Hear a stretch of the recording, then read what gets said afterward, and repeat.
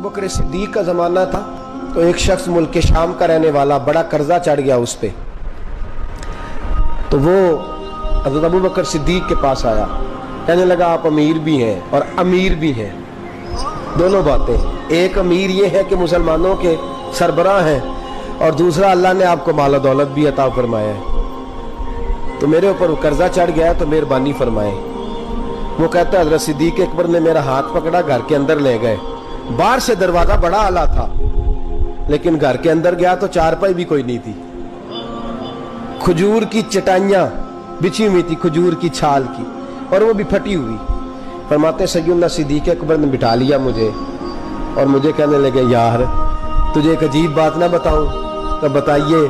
फरमाने लगे 3 दिन हो गए मैंने अनाज का दाना भी नहीं खाया, खजूर के ऊपर गुजारा कर लेता हूं मैं, आजकल हालात मेरे ठीक नहीं है। लगा जी फिर मैं क्या करूं? तो आप फरमाने लगे तो उस्मान गनी के पास जा। किसके पास? शख्स कहने लगा जी मुझे तो बहुत सारे पैसे चाहिए। तो आपने फरमाया तेरी सोच वहां खत्म होती है जहां से उस्मान की सखावत शुरू होती है। तेरी सोच वहां तू जो सोचता है ना इतने मिलेंगे, तेरी खत्म होती है सोच जहां से उस्मान की सखावत शुरू होती है। तू जा। कहने लगा जी आपका नाम लूं? फरमाया जरूरत ही नहीं पड़ेगी। कहा जी मैं जिक्र करूंगा कि मुझे अमीरुल मोमिनीन ने भेजा है। फरमाया जरूरत है, सिर्फ इतना तू जाके बताना कि मैं मकरूज हूं और रसूलुल्लाह का नौकर हूं सल्लल्लाहु अलैहि। इतना बताना कि मुसलमान हूं, मुस्तफा का गुलाम, बस, और किसी इजाफे की जरूरत। कहा जी वो दलील मांगेंगे। फरमाया उस्मान खैरात करते तफ्तीशें नहीं करता, उस्मान अल्लाह की राह में देते हुए तफ्तीशें 10 रुपए देना और 100 बात सुनाना फकीर को, तुक तो नहीं ना? 10 रुपए और 100 किस्म के ताने ना दे तुम मियां, चश्म पोशी कर जा। तुझे किसने इजाजत दी है टटोलने की, फोलने की और क्रोधने की? ये हाल अगर तेरे साथ किया जाए, रब अगर तुझे टटोल के दे तो तेरा क्या बने?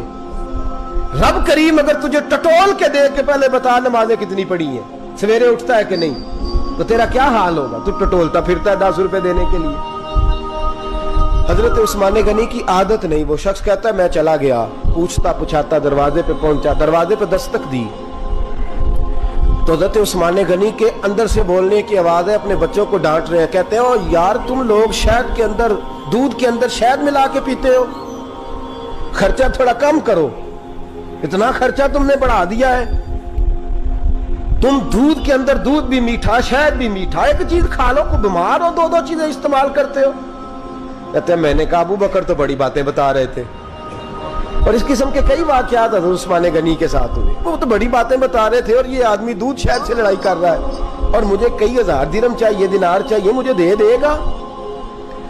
फरमाते अब वो डांट के बाहर आए, मैं दरवाजे पे था, आते ही कहने लगे मैं आया ना तो जब मैंने अस्सलामु अलैकुम कहा तो वो समझ गए मैं मुसलमान हूं। कहते वालेकुम कहा तो पहला जुमला उन्होंने जो बोला वो उनके बड़ेपन का मुजाहरा था। कहने लगे बच्चों को एक बात समझानी थी, आने में मुझे 1.5-2 मिनट लग गए, तू दरवाजे पे खड़ा रहा, मुझे माफ कर देना। बड़े लोगों की बड़ी बातें, बड़े लोगों की बड़ी बातें, इतना बड़ा कद है उतना बड़ा इखलाक है। कहने लगे तुझे एक बात बच्चों से करने लग गया था, तुझे इंतजार करना पड़ा, जरा दरगुजर करना। कहते हैं फिर उन्होंने दरवाजा खोला, जो उस वक्त उनका माहौल था हवेली का, ड्राइंग रूम का, जो भी, मुझे बिठाया। कहते हैं मेरे लिए जो पहली चीज आई वो दूध के अंदर शहद डाल के वो लाए। कहते हैं मेरे दिल में ख्याल आया घर में झगड़ा कर रहे थे, मुझे पिलाया, उसके बाद खजूरों का हलवा आ गया। कहते हैं मैंने कहा बच्चों को कह रहे थे एक मीठी चीज इस्तेमाल करो, मेरे लिए 3-3 आ गई है, 3-3 आ गई। अजीब शख्स है। कहते हैं मैं, लेकिन अभी मेरा तसव्वुर जमा नहीं। मैंने कहा इतना तगड़ा नहीं जितना हज़रत अबू बकर ने बताया है। कहते हैं खिला पिला के ना फिर पूछने लगे कैसे आए हो, कैसे आए हो? तो कहते हैं मैंने कहा कि जनाब मैं मजबूर हूं। आज बहुत सारे लोग हैं ना जिनके पास किसी की बात सुनने का टाइम ही नहीं। कहते मोटी मोटी बात करें, आखिरी आखिरी। हजरत उस्मान गनी पूरी खिला पिला के कहने लगे कैसे आना हुआ? कहते मैंने कहा जी मैं मुसलमान हूँ, मुल्क के शाम के मुज़ाफ़ात के एक गांव का रहने वाला हूँ, कुछ कारोबारी मुश्किलात आई तो मैं मकरूज हो गया, میرے اوپر قرضہ ہے, مجھے کچھ پیسوں کی حاجت ہے. فرمانے لگے میں نے کچھ پیسے کہا, انہوں نے ایک آواز دی تو ان کا غلام آیا ایک اونٹ کے اوپر لدا ہوا سامان لے کے. کس کے اوپر؟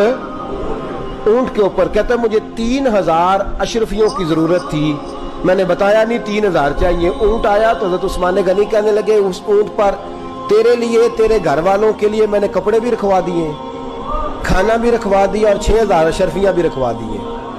تو پیدل آیا ہے تو اب اونٹ لے کے جا. کہتے میں نے کہا حضور اونٹ واپس کون کرنے آئے گا؟ کہنے لگے واپس کرنے کے لیے دیا ہی نہیں تو تحفہ ہے, تو لے جا. کہتے ہیں میں کہاں سے چلا تھا ڈھونڈتا اور مدینے میں آیا, اور جب مدینے میں آیا تو پھر اللہ نے جھولی بھر کے عطا فرمایا. کہتے ہیں میری آنکھوں میں آنسو آ گئے, اور میں نے کہا حضور آپ نے تو میری ضرورت سے کہیں بڑھ کے نواز دیا ہے, مجھے معاف کیجئے گا. میں سوچ رہا تھا کہ دودھ شہد پہ گھر میں لڑائی ہو رہی ہے. آپ فرمانے لگے رب نے جو مجھے پیسے دیے ہیں اس لیے نہیں دیے کہ میری اولادیں موج مستی کرتی پھرے, میرے مالک نے مجھے نوازا ہے تاکہ میں محمد عربی کی امت کی نوکری کروں صلی اللہ علیہ.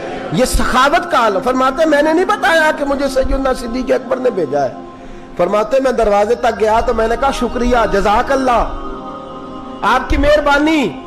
تو مسکرا کے فرمانے لگے میرا شکریہ ادا نہ کر, ابو بکر صدیق کا کر. میرا نہ شکریہ ادا کر, شکریہ ابو بکر صدیق کا جس نے تجھے یہ رستہ دکھایا ہے. فرماتے میں نے کہا حضور آپ فرمایا جاؤ جاؤ جاؤ تمہارا کام ہو گیا نا, تفصیلات میں نہ جاؤ. یہ شان سخاوت سیدنا عثمان غنی رضی اللہ تعالیٰ عنہ کی.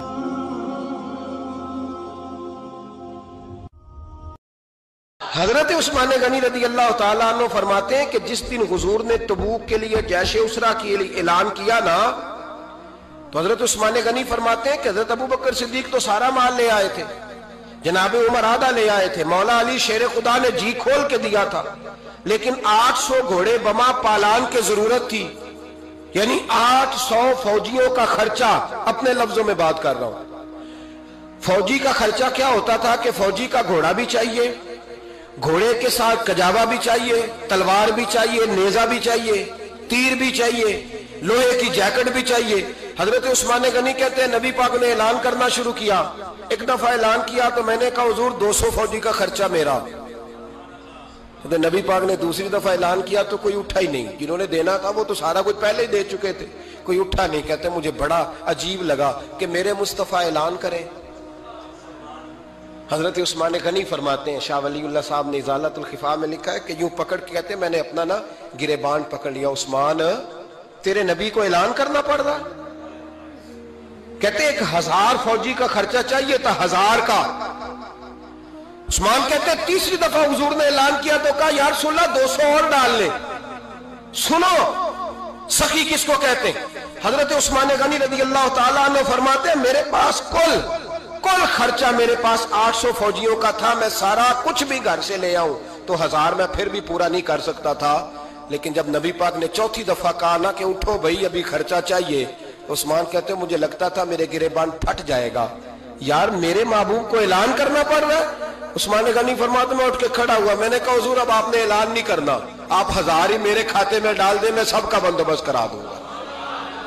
فرماتے میں نے 200 فوجی کا خرچہ پکڑ دکڑ کے پورا کیا. 200 کا خرچہ. غریب اصل میں اللہ سے تجارت نہیں کرتا اس لیے امیر نہیں ہوتا. غریب اللہ سے تجارت کرے نا, اللہ سے, اس کے رستے میں 200 دے کے 70 گنا کی امید رکھے یہاں بھی وہاں بھی, پھر امیر ہو جائے. یہ تجارت نہیں کرتا, یہ کہتا ہے اللہ کے رستے میں امیر خرچ کریں گے, میری نہیں ڈیوٹی. حضرت عثمان غنی کہتے ہیں میرے پاس 800 کا بندوبست تھا, میں نے 1000 کا دیا. حضور تشریف لے گئے. فرماتے ہیں جہاد سے جب واپسی ہوئی نا, ایک ایسا سودا تھا جس میں سے مجھے نفع کی امید ہی نہیں تھی, پر اللہ نے مجھے 11 گنا نفع عطا فرمایا. مالا مالے سخی نہیں ہوندے, سخیاں کل مال. دیکھیں نا جنت البقیع, وہ والا قبرستان جس میں کوئی دفن ہو جائے تو نبی پاک کی سفارش کا حقدار ہو گیا. وہ والا قبرستان جس کا نام ہی جنت ہے. وہاں نا ایک یہودی اپنے جانور باندھا کرتا تھا, تو سرکار ایک دن اس طرف گئے تو واپس آئے. حضرت عثمان غنی قریب کھڑے تھے نبی کریم صلی اللہ تعالی علیہ وسلم نے فرمایا عثمان اس جگہ کی طرف ذرا چکر لگانا، جگہ بڑی اچھی ہے۔ عثمان غنی گئے، جگہ خرید کے واپس آ گئے۔ حضور نے فرمایا ہوا ہے؟ عرض کی حضور خرید آیا ہوں۔ فرمایا میں نے تو چکر لگانے کا کہا تھا۔ کہا یا رسول اللہ آپ نے یہ بھی تو فرمایا تھا جگہ بڑی اچھی ہے، تو جس کو آپ نے اچھا کہہ دیا یہودی کے پاس تو نہیں نہ رہنی چاہیے، تو میں نے خرید دی۔ شرم نہیں آتی لوگوں کو۔ حضرت عثمان کے بارے میں بات کرتے ہیں، جس قبرستان میں سیدہ پاک بی بی صاحبہ حضرت فاطمہ الزہرا آرام کر رہی ہے، وہ زمین حضرت عثمان نے تحفہ دی ہے۔ حیا نہیں آتی بات کرتے؟ شرم نہیں آتی؟ یہ صدقہ سیدہ فاطمہ کا ہی ہے، انہی کے لیے اللہ نے تحفہ دیا، اور اس کے پیسے حضرت عثمان غنی نے ادا کیے۔ پھر اس قبرستان میں سیدہ پاک نے آرام کیا، پھر اسی قبرستان میں عثمان ابن مسعود نے آرام کیا، پھر اسی قبرستان میں حضرت حلیمہ سعدیہ لیٹی ہوئی ہے، اسی قبرستان کے اندر نبی پاک کی زوجہ سیدہ عائشہ آرام کرتی ہے، پھر اسی زمین پر میرے محبوب کے پیارے نواسے امام حسن آرام فرمائے۔ حضرت عثمان غنی رضی اللہ تعالیٰ عنہ کے بارے میں بات کرتے تیری زبان نہیں کانپتی؟ ان کو بات کرتا ہے جن کے تحفے اہل بیت نبوت نے قبول فرمائے اور وہاں آرام کرنا انہوں نے پسند کیا، اتنا بڑا جرأت مند ہو گیا تو۔ حضرت سیدنا عثمان غنی رضی اللہ تعالیٰ عنہ سخاوت کی تو کمال کر دیا حضرت عثمان غنی، اور پھر ضرورت سے زیادہ پیسے دے کے وہ کنویں کی بات بڑی معروف ہے، میں نے بس اشارہ کرنا ہے۔ نبی پاک نے بھی اعلان کیا تو بڑا ہی اعلان کر دیا، فرمایا وہ میٹھے پانی کا کنواں ہے، قبضہ یہودی کا ہے، جو بندہ خرید کر وقف کرے گا نا اسے کیا ملے گا؟ تو حضور نے فرمایا میری جیب میں جنت کی ٹکٹ ہے، میں اسے جنت دے دینی۔ یہ ہے عرض جنت، یہ طیبہ کی زمین ہے، جنت بھی یہی، مال کے جنت بھی یہی ہے، جنت لے لے مجھ سے، لے لے۔ حضرت عثمان غنی گئے، اس کو کہا بھئی کنواں میرے ہاتھ بیچ دے۔ کنویں کی قیمت تھی 500-700 دینار، تو حضرت عثمان 500-600 دینار کل کنویں کی قیمت تھی۔ جناب عثمان غنی گئے، یہودی کو پتا تھا کہ یہ خریدنا چاہتے ہیں، فرمایا یار یہ کنواں بیچ دو۔ کہنے لگا نہیں بیچنا۔ فرمایا قیمت منہ مانگی، کہنے لگا قیمت میری مرضی کی۔ کہا تمہاری مرضی کی؟ اپنی اپنی اوقات ہوتی ہے نا قیمت لگانے کی، تمہاری مرضی کی۔ کہنے لگا میری شرط ہے، میں ایک دن کے لیے کنواں دوں گا، ایک دن میں ایک دن آپ۔ فرمایا یہ بھی منظور ہے۔ کتنے پیسے؟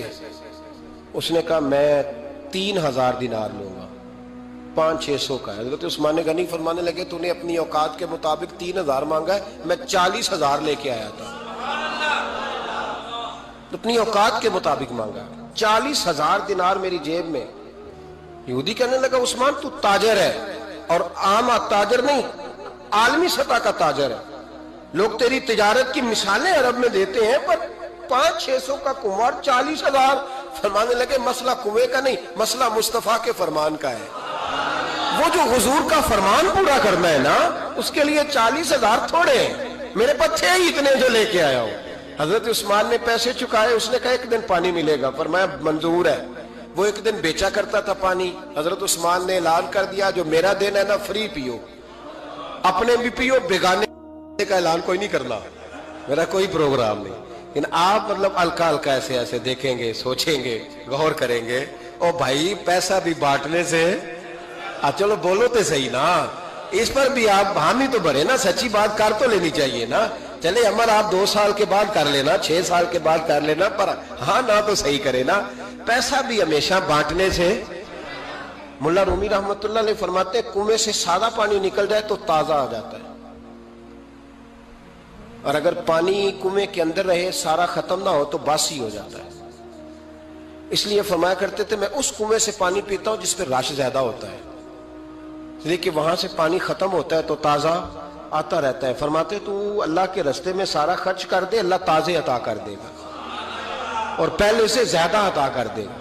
میرا آپ کا مسئلہ یہ ہے کہ تجارت بندوں کے ساتھ ہے، بندوں کے ساتھ جو تجارت ہے نا، بندے کنجوسی کر جاتے ہیں، بندے کا تو صحیح کام چل جائے تو پارٹنر کو فارغ کر دیتا ہے، تو فارغ ہے، اور اگر کبھی کسی کی دکان میں کوئی کرایہ دار اچھا اس کی دکان چل جائے تو مالک کہتا ہے تو جا، اب دکان میں نے خود کھولنی ہے، وہ فارغ کر دیتا ہے۔ بندوں کا تو مزاج ہے۔ اور اللہ تبارک و تعالیٰ سے جب تجارت ہوتی ہے نا، میں نے ایسے لوگ دیکھے جن کے گھروں میں لاکھوں روپیہ ماہانہ آتا ہے، غربت نہیں جاتی،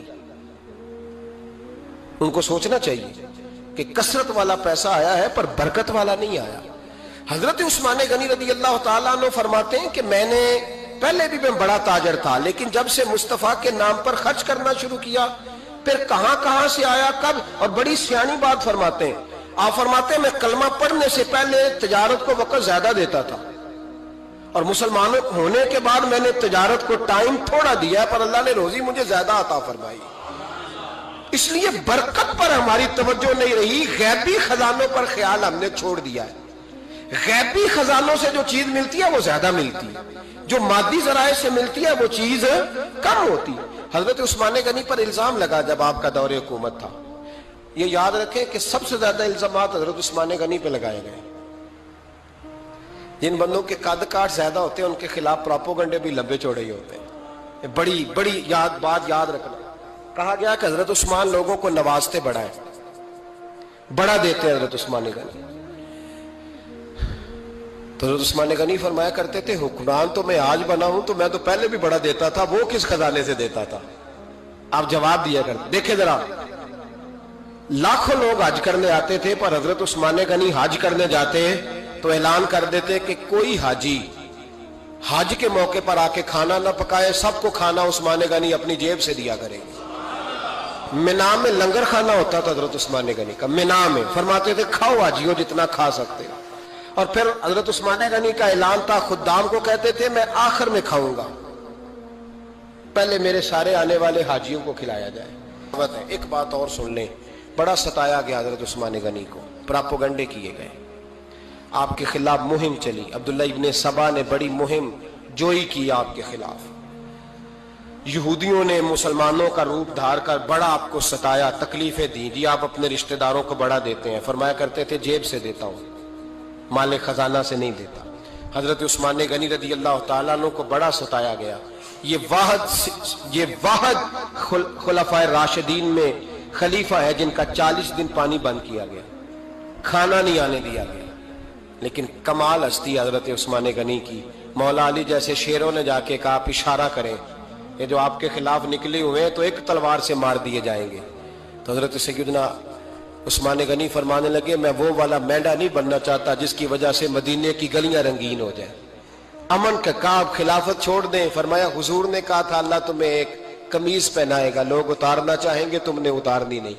صبر سے، حوصلے سے، اطمینان سے، یہ وہ واحد ہستی ہے حضرت عثمان غنی جنہوں نے شہادت قبول کر لی لیکن تلوار نہیں چلنے دی، لوگوں کو ایک دوسرے کے گلے نہیں کاٹنے دی۔ وہ شخصیت ہے حضرت عثمان غنی کی، لیکن بڑا ستایا گیا، بڑا پراپوگنڈا۔ مجھے بتائیے اس کے بارے میں اللہ قرآن کی آیتیں نازل کر دے، اور جس کے بارے میں مصطفیٰ کریم ایک بار نہیں تین بار جنت کی بشارت عطا کر دے، کوئی بندہ ہمیں تاریخ بتائے، حوالے دے، کہانیاں سنائے، تو ہم اس کی کہانیاں دیکھیں گے یا نبی پاک کا فرمان دیکھیں گے؟ بولیں، جا کے بولیں، جا کے۔ کسی کہانی پر کبھی بھی کان، بس ایک حدیث میں نے بڑی دفعہ سنائی ہے، پھر سناتا ہوں، ترمذی میں ہے، نبی پاک جنازگاہ تک گئے جنازہ پڑھنے، یا رسول اللہ فلاں آدمی انتقال کر گیا، جنازگاہ تک تشریف لے گئے جنازہ پڑھانے، لیکن جنازگاہ تک پہنچ کر محبوب نے فرمایا اس کا جنازہ نہیں پڑھانا۔ یا رسول اللہ کیوں؟ فرمایا اس لیے کہ یہ عثمان غنی سے بغض رکھتا تھا، تو حضور تو اس کا جنازہ نہیں پڑھتے۔ کوشش کرنا آپ کا مزاج کبھی کسی بندے کے لیے بوجھ نہ بنے، کوشش کریں کہ رویہ اس طرح کا ہو کہ آپ کسی سے ملیں تو اسے سکون ملے، اسے توانائی ملے۔ بعض لوگ ایسے ہوتے ہیں کہ جن سے ملنے کو دل کرتا ہے، مثل تعویذ ہوتے ہیں کچھ لوگ، وہ جب بھی ملتے ہیں شفا ہوتی ہے۔ کچھ لوگ ایسے ہوتے ہیں کہ جن سے ملنے کو نا بندے کا دل کرتا ہے کہ کبھی یہ آ جائے نا 2 گھڑیاں، اور وہ جانے لگے تو بندہ اسے کہتا ہے اتنی بھی جلدی کیا ہے، ذرا ٹھہر جائیے۔ تو کبھی بوجھ نہ بنے۔ بعض لوگ ایسے ہوتے ہیں جو دقت کرتے ہیں، بوجھ بنتے ہیں، اور بعض ایسے ہوتے ہیں جن سے ملنے کو دل کرتا ہے۔ کیا خوبصورت حدیث ہے، حدیث کی راوی سیدہ عائشہ صدیقہ ہے۔ بڑی چیزیں میں نے پڑھی حضرت عثمان کے بارے میں، بڑی کتابیں دیکھی، لیکن یہ بات پڑھ کے نا کلیجہ بڑا ٹھنڈا ہو۔ پیار بہت سارے لوگوں سے ہوتا ہے یار، یہ تو نہیں ہے نا کہ پیار نہیں۔ نبی پاک کا جو حضرت ابوبکر صدیق سے پیار ہے، اس کا دنیا میں کوئی انکار کر سکتا ہے؟ حضرت عمر کو جو حضور چاہتے ہیں کوئی انکار کر سکتا ہے؟ اور مولا کائنات شیر خدا جن کو حضور نے فرمایا کہ جدھر علی ہوتا ہے حق بھی خود بخود ادھر ہو جاتا ہے، حق مڑ جاتا ہے جدھر علی مڑتا ہے، اتنا بڑا۔ اور فرمایا من کنت مولا، جس کا میں مولا علی بھی اس کے تو یہ کوئی حد ہی نہیں ہے حضرت مولا علی سے حضور کے پیار کی کوئی حد ہی نہیں ہے.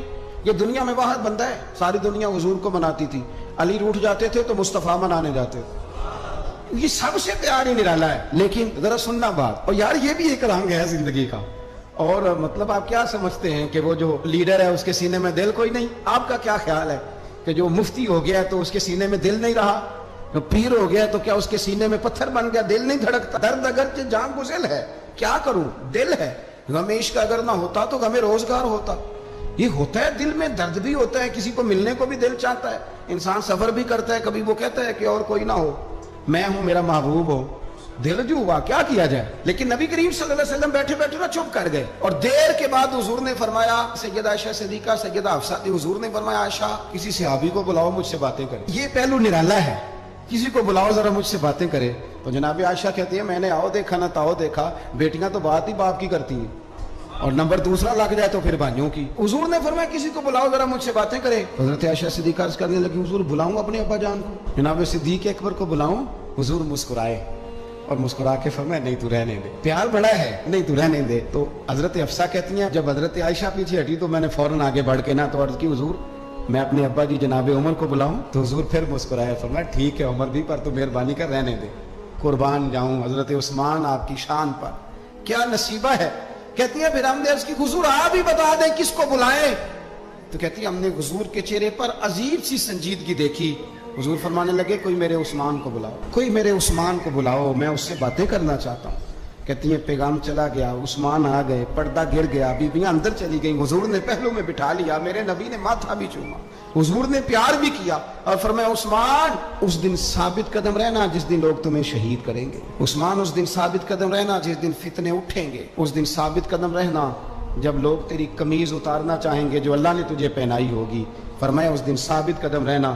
حضرت سیدنا عثمان غنی نے آنکھ اٹھائی, ہلکے سے آنسو چمکے, عرض کی حضور آپ دعا کر دینا اللہ عثمان کی مدد فرما دے گا. اور یار اس کیفیت کو سمجھو, اتنا میٹھا بندہ.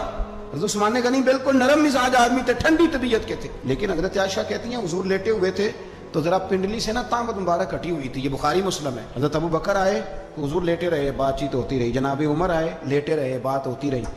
کسی نے کہا حضور عثمان آ گئے, حضور اٹھے, تامت سیدھی کی, حالانکہ بندہ نرم مزاج ہے سب سے. لوگ بیٹھے رہے, باتیں ہوئی, چلے گئے. سیدہ عائشہ صدیقہ کہتی ہے میں نے کہا یا رسول اللہ میرے ابا جی بھی آئے, آپ لیٹے رہے, عمر بھی آئے, آپ عثمان کے آنے پر تو نے بڑا اہتمام کیا. تو حضور فرمانے لگے عائشہ اس سے حیا نہ کرو جس کی فرشتے بھی حیا کرتے ہیں, اور اس کی حیا نہ کرو جس کی فرشتے حیا کرے. وہ کتنا نالائق امتی ہے جو اس عثمان کی حیا نہ کرے, وہ کتنا نالائق ہے جو پھر اس عثمان غنی کی حیا نہ کرے. ہمیں ہر موقع پر سیدنا عثمان غنی کی حیا کرنی. 17 اور 18 ذی الحجہ حضرت عثمان غنی رضی اللہ تعالیٰ عنہ کا یوم وصال ہے. 18 ذی الحجہ کو آپ کو شہید کیا گیا تھا. قرآن پاک پڑھتے ہوئے حضرت عثمان غنی کی زندگی کے 3 پہلو بڑے نمایاں ہیں, 3 پہلو بڑے. ایک تو حضرت عثمان غنی رضی اللہ تعالیٰ عنہ بہت زیادہ سخاوت کرنے والے. میں نے جو لفظ کہے سوچ سمجھ کے کہے, یعنی زیادہ نہیں, بہت زیادہ سخاوت, بہت زیادہ سخاوت. اور دوسرا بہت زیادہ شرم و حیا والے. فرماتے تھے باتھ روم کے اندر بھی کپڑے اتار کے غسل نہیں کرتا, شرم و حیا والے تھے. اور تیسرا اللہ سے بہت زیادہ ڈرنے والے. یہ 3 خوبیاں جس مسلمان کے اندر پیدا ہو جاتی ہیں وہ ایک خوبصورت مسلمان بن جاتا ہے. اللہ ہمیں ان کے رستوں کا مسافر بنائے. تنہائیوں میں کتاب کھول کے پڑھتا ہوں, تنہائیوں میں پڑھتا ہوں. جب مجھے کبھی لطف لینا ہوتا ہے تو میں صاحب طبقات کی یہ روایت کھول کے بیٹھ جاتا ہوں جب اپنا مزہ لینے کو دل کرے. حضرت عثمان غنی شہزادے تھے, دولت مند باپ کے بیٹے تھے, رئیس اعظم تھے. امیروں کے بچے نازک مزاج ہوتے ہیں, موڈ کے مالک ہوتے ہیں. بہت بڑے رئیس تھے, پر عشق لگا سی کھیڈاں کھیڑ دی نو, تو پھر کھیڈاں بھول گئیاں. کجل پایا سی یار دے ویکھنے نو, پھر او دی یاد وچ روندیاں ہی ڈول گئیاں. حیدر شاہ اس گلی کدے نہ رول دی, پر ہن تے رول دی. 4-5 دن کے بعد مدینے آئے, سفر پہ گئے ہوئے تھے. حضور کے پیچھے نماز پڑھی تو محبوب کے چہرے پہ ذرا نکاہت ہے, کمزوری ہے. حضرت بلال کو ملے, کہنے لگو بلال میں 4 دن باہر رہا ہوں, حضور کے چہرے پہ کمزوری کیوں ہے؟ جناب بلال کہنے لگے جا گھر جا کے پوچھ لیں. کہتا میں نے دروازے پہ دستک دی, سیدہ عائشہ صدیقہ اندر سے بولی کون ہے؟ میں نے کہا اماں جی غلام ہوں عثمان. میں 4 دن کے بعد آیا ہوں تو چہرے پہ بڑی کمزوری ہے. فرماتے جناب عائشہ ہچکی لے کے روئی. کیا ہوا؟ تو کہنے لگی عثمان 4 دن ہو گئے کونین کے مالک نے روٹی کوئی نہیں کھائی، ایک پیالہ دودھ کا ایک کھجور. حضرت عثمان غنی رضی اللہ تعالیٰ کا اماں جی آپ پردے میں نہیں چلی جاتی؟ شہزادہ دوڑے گئے، گھر سے اناج کی بوری کندھے پہ رکھی، ہر چیز اٹھائی. غلام کہنے لگا مجھے دے دو، 20 نوکر ہیں گھر میں. فرمایا نہیں، یہ میری ڈیوٹی ہے، میں نہیں کرنی. عثمان خود گئے، رسول پاک کے گھر میں جھاڑو دیا، چولہے میں آگ جلائی. حضرت عائشہ کہتی ہے میں پردے کے پیچھے سے دیکھ رہی تھی، جب عثمان پھونکے مارتے تھے تو داڑھی سے دھواں نکلتا تھا. پھر عثمان جس نے پانی کا پیالہ بھی خود نہیں پیا تھا، اس نے سالن پکایا، پھر روٹیاں پکائیں تو ہاتھ جلے. کھانا پکا کے اور دسترخوان لگا کے مسجد میں حاضر ہوئے. کہا محبوبہ اگر مہربانی کریں تو گھر نہیں آتے؟ حضور تشریف لائے اور جب پہلا لقمہ تن تندور ہڈاں دا بالن تے اسی ہاواں نال تپایا، کپ کپ مکیاں پیڑے کیتے، اتو عشق پلیتھن لایا، تن دی ہانڈی من دا سالن، اتو لون صبر دا پایا. غلام فریدہ میں ساری تیری، تینوں وجہ یقین نہیں آیا. کہا محبوب یہاں بیٹھے تو صحیح، یہاں بیٹھے تو صحیح. حضور تشریف فرما ہوئے اور پہلا لقمہ جب نبی پاک نے منہ میں رکھا تو عثمان تڑپ کے روئے. 600 دینار نیچے رکھے. یا رسول اللہ میں نے دولت کو آگ تو نہیں لگانی اگر تیرے کام نہ آئے. حضور کس کام کی یہ جائیدادیں، کس کام کی؟ اگر آپ کے گھر میں 4 دن کھانا نہ پکے. حضرت عائشہ صدیقہ فرماتی ہیں عثمان تو چلے گئے، یہ کہہ کے تو میرے مصطفیٰ نے پھر ہاتھ اٹھائے اور ایسی دعا دی کہ میں تڑپ اٹھی، میں رونے لگی. حضور نے جھولی اٹھا کے کہا اے اللہ میں عثمان سے راضی ہوں، تو بھی میرے عثمان سے راضی ہو جا. حضرت عثمان غنی رضی اللہ تعالیٰ عنہ ساتھ تھے جب نبی پاک صلی اللہ علیہ وسلم 1400 صحابہ کو لے کے عمرے کی نیت سے نکلے. حدیبیہ کی مقام پر کافروں نے روک لیا، کہا عمرہ نہیں کرنے دیں گے. حضرت سیدنا عثمان غنی کو نبی پاک نے سفیر بنا کے بھیجا. جناب عثمان غنی کئی سالوں کے مکے سے بچھڑے تھے، سامنے کعبہ نظر آیا، احرام بندھا ہوا ہے. جب سفیر بن کے گئے تو ابو سفیان کہنے لگے عثمان ہم تیرے رسول کو تو ابھی عمرے کی اجازت نہیں دیتے، باقی لوگ تو نہیں آتے، وہ سامنے کعبہ ہے، وہ حجر اسود ہے، وہ سارا کچھ ہے، طواف کرنا ہے تو کر لو، استلام کرنا ہے تو کر لو، اگر تم نے کعبے کے اندر نماز پڑھنی ہے تو پڑھ لو، صفا مروہ کے پھیرے لگاؤ، تمہیں اجازت ہے. نبی عثمان غنی فرمانے لگے قسم ہے رسول کی زلفوں کی، جب تک میرے مصطفیٰ طواف نہیں کریں گے عثمان بھی کوئی نہیں کرے گا. عثمان بھی وہ کون سا طواف ہے جس میں طواف اور مدینے والا نہ ہو؟ وہ کون سا عمرہ ہے جس میں عمرہ ہو اور رسول پاک نہ ہو؟ وہ کون سا حج ہے جس میں حج ہو اور امام الانبیاء نہ ہو؟ بریلی کے امام بول پڑے، فرمانے لگے حاجیوں آؤ شہنشاہ کا روضہ دیکھو، کعبہ تو دیکھ چکے اب کعبے کا بھی کعبہ دیکھو. اور فرمانے لگے غور سے سن تو رضا، کعبے سے بھی آتی ہے صدا، میری آنکھوں سے میرے پیارے کا روضہ دیکھو.